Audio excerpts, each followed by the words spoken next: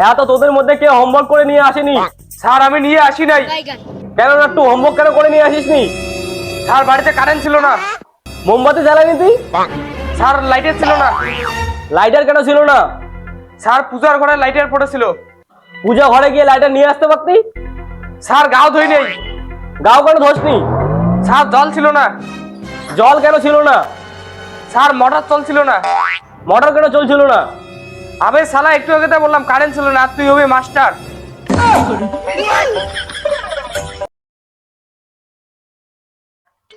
এত student, sir আসবো। তোর আসতে এত দেরি কেন হইলো? দেরি হবে না, আপনি তো বাড়ি লাগা রাখছেন। আসতে শুনুন, সামনে স্কুল আছে, তাহলে আসতে অল্প দেরি হলো।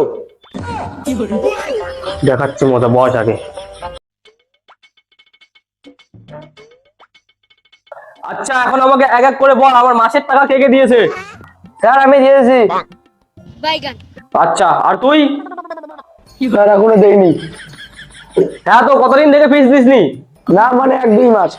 6 মাস 3 দিন 12 ঘন্টা 1 2 3, না মানে সেকেন্ড সেকেন্ড অনেক টাইম হয়ে গেল, তুমি এখনো ফিস দিলে না। না মানে আমি বলছি না তুমি দিবা না, তুমি দিবা দিবা, এই জন্য আমি বলছি না। তুমি একটা বেহায়া ফকির কিপটা বংশের ছেলে, আমি বলছি না।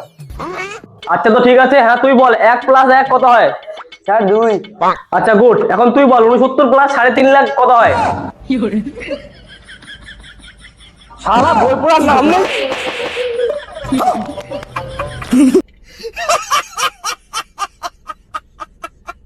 এত তুই ডগ স্পেলিং কর। ডিওজি। Sir DOG.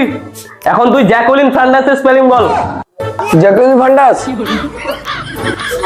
শালা মাসের টাকা রাখবে তো এরকম হবে?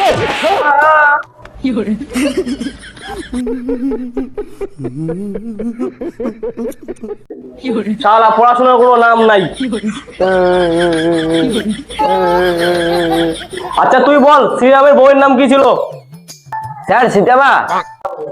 আচ্ছা, গুড। এখন তুই বল রাবণের মামা শ্বশুরের দাদুর ঠাকুরদার নাম কি ছিল? শালা তোকে আজকে রাবণের লঙ্কার মতো জ্বালাবো।